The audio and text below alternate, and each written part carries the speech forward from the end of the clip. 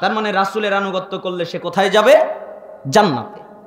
সূরা আরাফের 158 নম্বর আয়াত, ফাআমিনু বিল্লাহি ওয়া রাসূলিহিন নাবিয়্যিল উম্মি আল্লাযী ইউমিনু বিল্লাহি ওয়া কালিমাতিহি ওয়াত্তাবিউহু লাআল্লাকুম তাহতাদুন। তোমরা ঈমান আনো আল্লাহর প্রতি, আল্লাহর বার্তাবাহক উম্মি নবীর প্রতি। কেন? যে নবী আল্লাহর প্রতি মান এনেছেন, আল্লাহ যে কিতাব নাজিল করেছেন ওই কিতাবের প্রতি মান এনেছেন। ওয়াত্তাবিউহু, তোমরা এই নবীর আনুগত্য করো, তোমরা এই নবীর অনুসরণ করো, তোমরা এই নবীকে মেনে চলো, তোমরা এই নবীর ইত্তেবা করো। লাআল্লাকুম তাহতাদুন, তাহলে তোমরা হিদায়াত পেয়ে যাবে। তাহলে রাসূলের আনুগত্য করলে কি পাওয়া যায়? হিদায়াত। তার মানে এই 3টা আয়াত থেকে 4টা জিনিস পাওয়া গেল। 1, আল্লাহর ভালোবাসা। 2, হিদায়াত।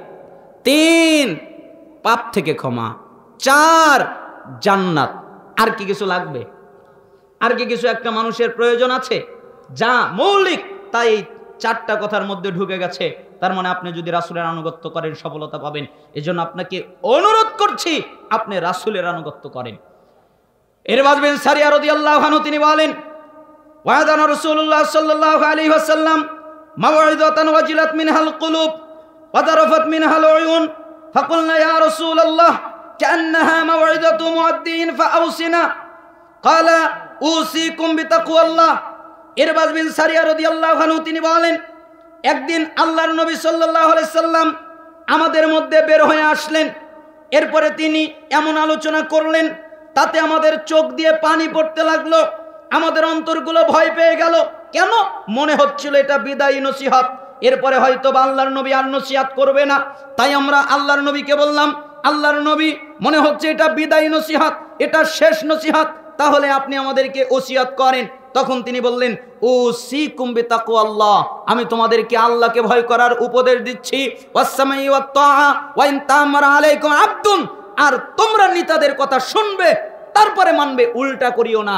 নেতা বলেছে ওই পাশটাকে মার, তুমি মারার জন্য চলে গেলে। নেতা বলেছে ওকে ধর, তুমি ধরার জন্য চলে গেলে। আমির বলল ওকে ধর, তুমি ধরার জন্য চলে গেলে। তোমার হুজুর বলল মুখকে ধর, মারো, তুমি তাই করলে। এরকম উল্টা করিও না। আগে নেতার কথা শুনবে, শোনার পরে দেখবে কথা ঠিক আছে কিনা। যদি কথা ঠিক থাকে তারপরে মানবে, যদি কথা ঠিক না থাকে মানার প্রয়োজন নাই। কথা ঠিক থাকলে মানবে, সে যদি একটা কৃতদাস গোলামও হয়। وإنه من يعش منكم بعدي فسيرى اختلافا كثيرا فعليكم بالسنة وسنة الخلفاء الراشدين المهديين عضوا عليها بالنواجذ। এরপরে রাসূল সাল্লাল্লাহু আলাইহি ওয়াসাল্লাম বললেন, তোমরা যারা আমার পরে জীবিত থাকবে, আমার পরে বেঁচে থাকবে, তারা দেখতে পারবে অনেক মতভেদ, অনেক ইখতিলাফ, একজনের সাথে আরেকজনের মিল নেই। একজন এক কথা বলে, আরেকজন আরেক কথা বলে, তাদের মধ্যে কোনো মিল পাবে না। কিন্তু ওই সময় তোমাদের উপরে আবশ্যক হলো, তোমাদের উপরে কর্তব্য হলো, অবশ্যই পালনীয় হলো আমি রসুলের সুন্নাতকে আঁকড়ে ধরা আর আমার খোলাফায়ে রাশিদিনের সুন্নাতকে আঁকড়ে ধরা। আদ্দু আলাইহা বিন নওয়াজিজ, মারির দাঁত দিয়ে কামড়ে শক্ত করে আঁকড়ে ধরা। যেরকম মারির দাঁত দিয়ে কাপড় আঁকড়ে ধরলে, কামড়ে ধরলে ওটাকে টেনে খোলানো যায় না, ঠিক তোমরা সুন্নাতের মাধ্যমে, সুন্নাত আমলের মাধ্যমে, বাস্তবায়ন করার মাধ্যমে তোমরা সুন্নাতকে আঁকড়ে ধরবে। এজন্য আমরা বলতে চাই, আমরা আহলুল হাদিসের বাচ্চা, আমরা ফাঁসির মঞ্চে ঝুলতে রাজি আছি, আমাদের পেটে বোমা লাগাতে রাজি আছি, আমাদের গলি, আমাদের শরীর গুলির মাধ্যমে ঝাঁঝরা করতে রাজি আছি, আমরা মৃত্যুবরণ করতে রাজি আছি, কিন্তু জোরে আমিন বলা বন্ধ করতে, রফুল ইদাইন করা বন্ধ করতে, বুকের উপরে হাত বাঁধা বন্ধ করতে, পায়ে পায়ে কাঁধে কাঁধ মেলানো বন্ধ করতে, ইমামের পিছনে সূরা ফাতিহা পড়া বন্ধ করতে, জানাজার নামাজে সূরা ফাতিহা বন্ধ করতে আমরা রাজি নেই। আমরা মরতে রাজি আছি, ফাঁসির মঞ্চে উঠতে রাজি আছি, আমিন জোরে বলা বন্ধ করতে রাজি নাই। কেন? আমরা হলাম আহলুল হাদিস, অবশ্যই আমরা সুন্নাতের উপরে অটল থাকার চেষ্টা করব। এজন্য আল্লাহর নবী বললেন, তোমরা সুন্নাত আমলের মাধ্যমে শক্ত করে আঁকড়ে ধরো। ওয়াইয়াকুম মুহদাসাতিল উমুর ফাইন্না কুল্লা বিদআতিন দালালা, আর দিনের মাঝে নতুন কিছু তৈরি করবা না, ইবাদতের মধ্যে নতুন কিছু তৈরি করবা না। পারলে একটা বদনা তৈরি করো, না পারলে একজন একরকম মোবাইল তৈরি করেছে, তুমি আর এক রকম তৈরি করো। একজন গাড়ি তৈরি করেছে পেট্রোল দিয়ে চলে, অকটেন দিয়ে চলে, গ্যাস দিয়ে চলে, তুমি আবার তৈরি করো যে পানি দিয়ে যেন গাড়ি চলে। একজন তৈরি করেছে গাড়ি এইভাবে চলে, তুমি তৈরি করো গাড়ি যেন পানিতে চলে, গাড়ি যেন আকাশে চলে। তুমি এইগুলো আবিষ্কার করো, এতে কোনো অসুবিধা নেই। তুমি ইবাদত আবিষ্কার করতে গেলে কেন? ইবাদত তো আল্লাহ দিয়েইছেন, নবী তো দিয়েইছেন, দিন তো কমপ্লিট। তুমি আবিষ্কার করে কি প্রমাণ করতে চাইলে যে আল্লাহ আল্লাহর নবী বোঝে নাই, আমি বুঝলাম তাই তৈরি করলাম। এটা হবে কেন? ইবাদত আবিষ্কার হবে কেন? ইবাদত আবিষ্কার করতে কে বলেছে? ইবাদত তৈরি করতে কে বলেছে? এজন্য আল্লাহ নবী সাল্লাল্লাহু আলাইহি সাল্লাম বললেন, দ্বীনের মধ্যে, ইবাদতের মধ্যে নতুন কিছু তৈরি করবা না, আবিষ্কার করবা না। প্রত্যেক নতুন ইবাদতের মধ্যে এটা হলো দলালা, এটা হলো গোমরাহি। ওয়াকুল্লু দালালাতিন ফিন্নার, অপর রায়াতে এসেছে, আর প্রত্যেক গোমরাহির পরিণাম হচ্ছে জাহান্নাম, অর্থাৎ তারা জাহান্নামে যাবে। আবু দাউদে হাদিস এসেছে 4607-এ, তিরমিজিতে হাদিস এসেছে 2676-এ, ইবনে মাজাহে হাদিস এসেছে 43-এ, ইবনে হিব্বানে হাদিস এসেছে 5-এ, সহিহ তারগিব ওয়াত তারহিবে হাদিস এসেছে 37 নম্বরে। হাদিসের মান সহিহ। তার মানে আমি আপনাকে বোঝাতে যাচ্ছিলাম, নিঃশর্তভাবে রাসূলের আনুগত্য করবেন। আল্লাহ তাআলা যেন আমাদের রাসূলের সুন্নাতকে ফলো করার তৌফিক দান করেন। অকুলতুম নালানু ইবলিস ওয়া তাতুমুহু, 4, তোমরা বলো ইবলিস খারাপ, ইবলিস জঘন্য, ইবলিস মন্দ। এ কথা বলেন না? আচ্ছা, কে বলেন যে ইবলিস ভালো? এই কথা কেউ বলেন? ইবলিস কি খারাপ? তো সালাফ এই কথাই বলছেন, তোমরা বলো ইবলিস খারাপ, ইবলিস জঘন্য, ইবলিস মন্দ, কিন্তু তোমরা নিজেরা ওই ইবলিসকেই মানো। কাকে মানে? সুদ খাওয়ার কথা কে বলে? ইবলিস। ঘুষের কথা কে বলে? মিথ্যার কথা কে বলে? ঝগড়া লাগিয়ে দেওয়া, মারামারির কথা কে বলে? ইবলিস। কিছুক্ষণ আগে এই জায়গায় ইবলিস ঝগড়া লাগিয়ে দিল না, ওটা কে করলো? ইবলিস। তার মানে ইবলিসের কাজ হচ্ছে এগুলো করা। ইবলিস, এজন্যই সালাফ বললেন, তোমরা বলো ইবলিস কত খারাপ, ইবলিস কত জঘন্য, কিন্তু মানার ক্ষেত্রে তোমরা ওই ইবলিসকেই মানো, ও যা বলে তাই করো। ওয়াল খামিসাতু তারাকতুম আয়ুবাকুম ওয়া আখাযতুম ফি আয়ুবিন নাস। 5, তোমরা নিজের দিকে ব্যস্ত না হয়ে আরেকজনকে নিয়ে ব্যস্ত হয়ে যাও।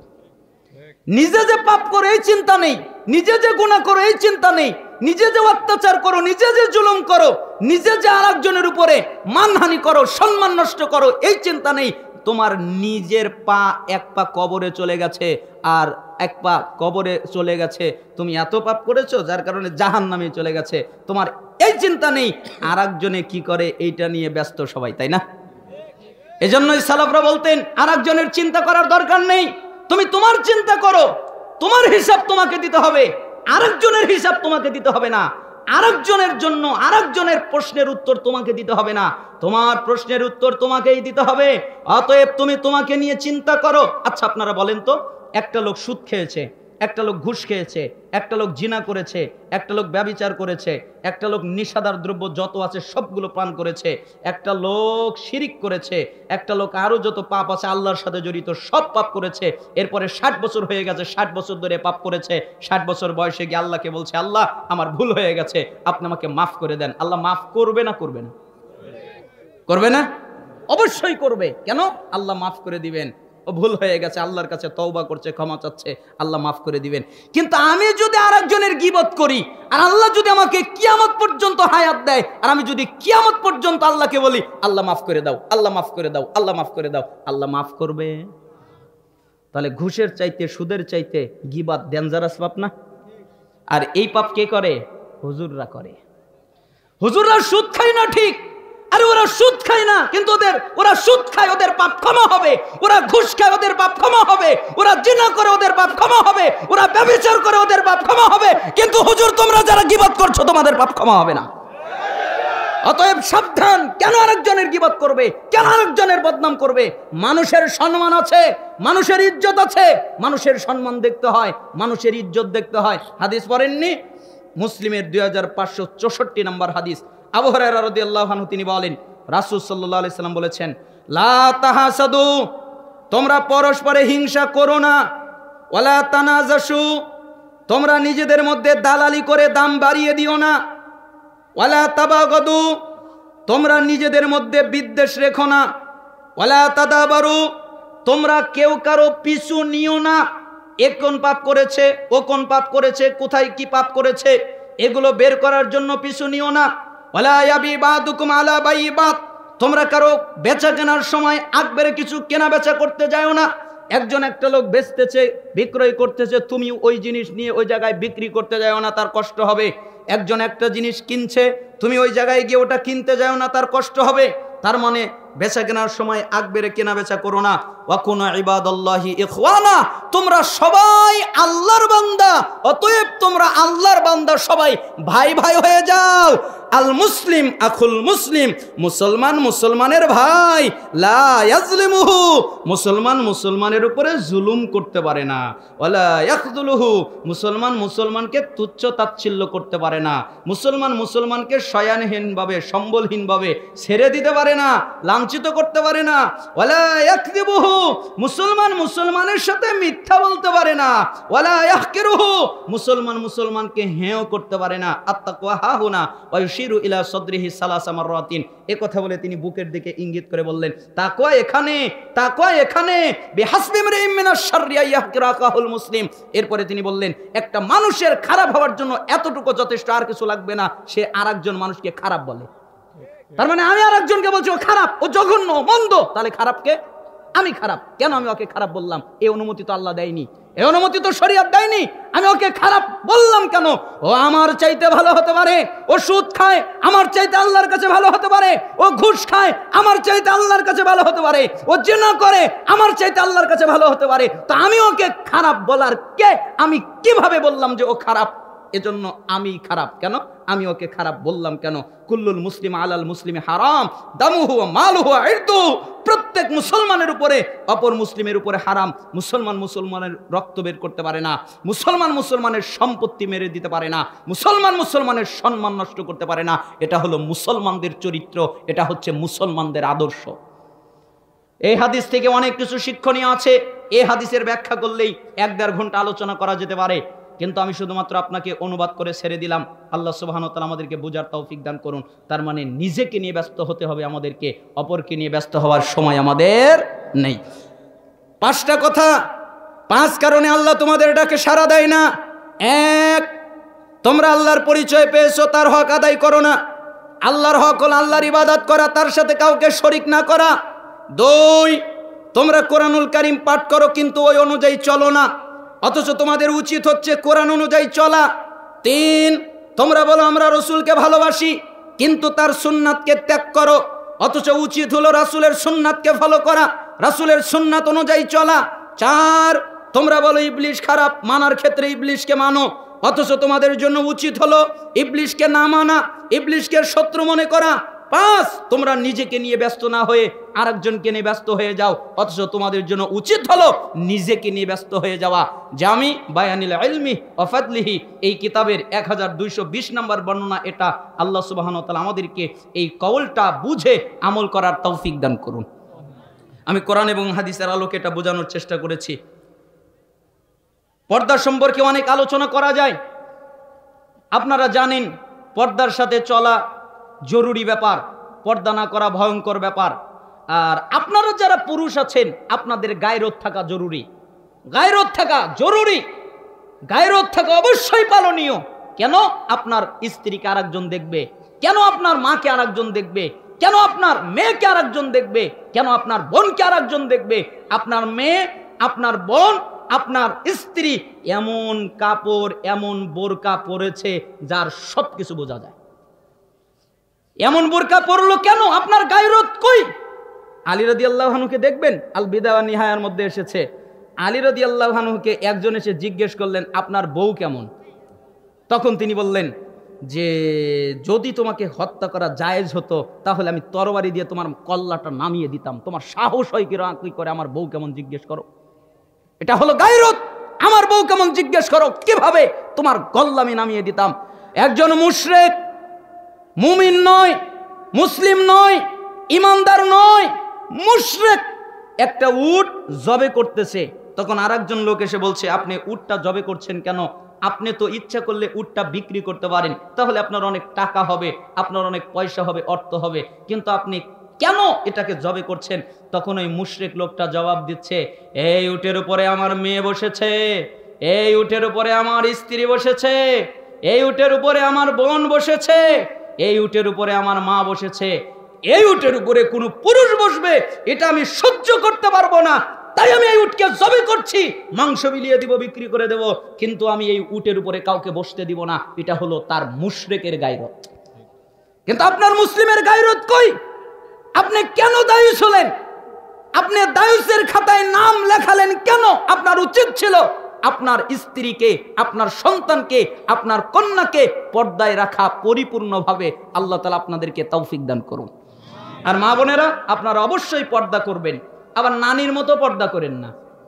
নানির মতো পর্দা কেমন?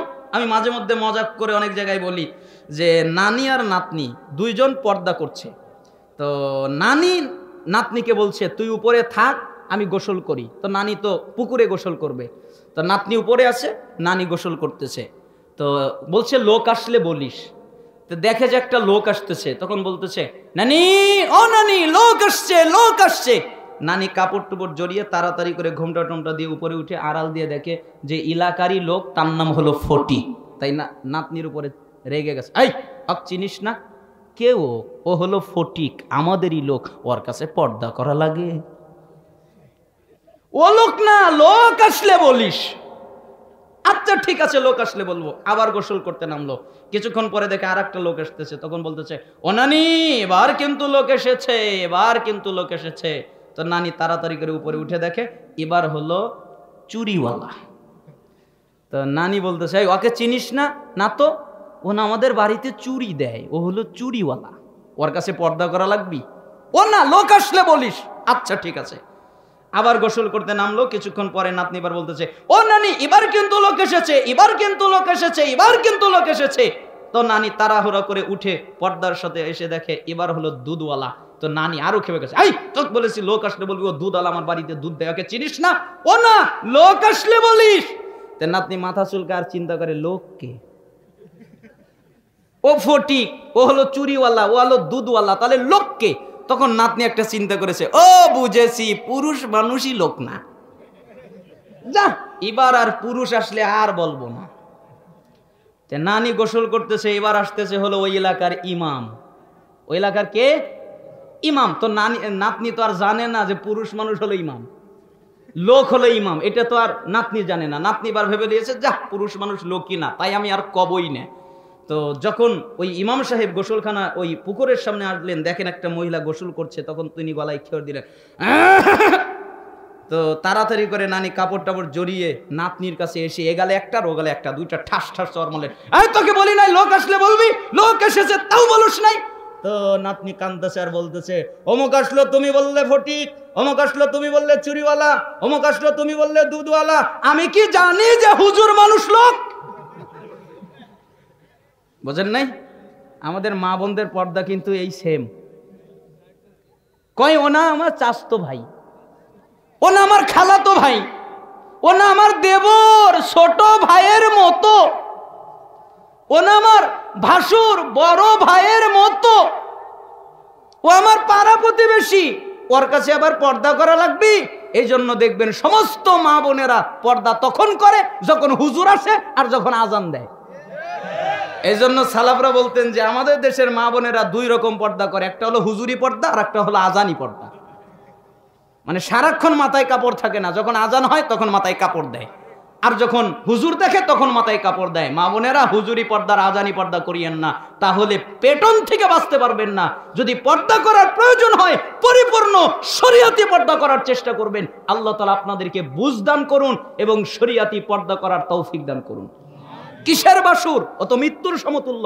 আপনি মরে যান তবুও ভালো, বাসুরের সাথে আপনি দেবরের সাথে দেখা করবেন না। আপনি মরে যান, মরে যাওয়াটা ভালো। আল্লাহ নবী সাল্লাল্লাহু আলাইহি সাল্লাম বলেছেন দেবর ও তো মৃত্যুর সমতুল্য, মানে মরে যাওয়া ভালো, তবু দেবরের সাথে দেখা করা যাবে না। আর আপনি বলেন সমস্যা কি, ও তো ছোট ভাইয়ের মতো। কথা বুঝতে পারেননি?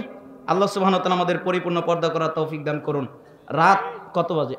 আল্লাহু আকবার, 12টা 15 বেজে গেছে। আমি আর আপনাদের কষ্ট দিতে চাচ্ছি না, আলোচনা শেষ করতে না পারায় দুঃখিত। হে আল্লাহ, আর আপনারা যারা দান করেননি দান করবেন। ওয়াসসাদাকাতু তুতফিউল খাতিয়া কামা ইতফিউল মাউন নার। কেউ যদি দান করে তাহলে আল্লাহ তার সমস্ত গুনাহকে ক্ষমা করে দেয়, ওইভাবে যেভাবে আগুনের উপরে পানি ফেলে দিলে আগুন নিভে যায়।